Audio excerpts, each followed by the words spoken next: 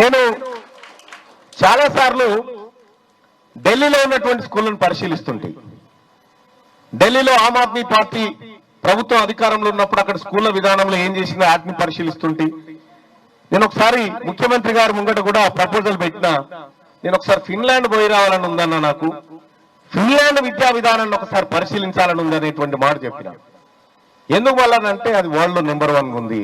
అక్కడ పిల్లలకు ఇచ్చేటువంటి విద్య ఎట్లా ఉంటది, మన పిల్లలకు కూడా అటువంటి విద్యను ఇవ్వాలనేటువంటి మాట చెప్తే పాప ఆయన సానుకూలంగా స్పందించను. తప్పకుండా అది ఎప్పుడైనా చేద్దామనే మాట చెప్పిండు. కానీ విద్యార్థులారా, మీకు ప్రైవేట్ వాళ్ళని చూస్తే ఏమైనా గిల్టీగా అనిపిస్తుందా? వాళ్ళ కాడ లేని టీచర్ మీ దగ్గర ఉన్నాడు, అవునా? వాళ్ళ కాడ లేనటువంటి టీచర్ మీ దగ్గర ఉన్నారు. మీ సార్ను చూస్తే, మీ టీచర్ను చూస్తే ఎస్ మా స్ట్రెంగ్త్ ఇదని ఫీల్ కావాలి మీరు. కాబట్టి ఒక్కసారి గట్టిగా అందరికీ, మీ సార్లందరికీ గట్టిగా చప్పట్లు కొట్టండి ఒకసారి, టీచర్లందరికీ కూడా.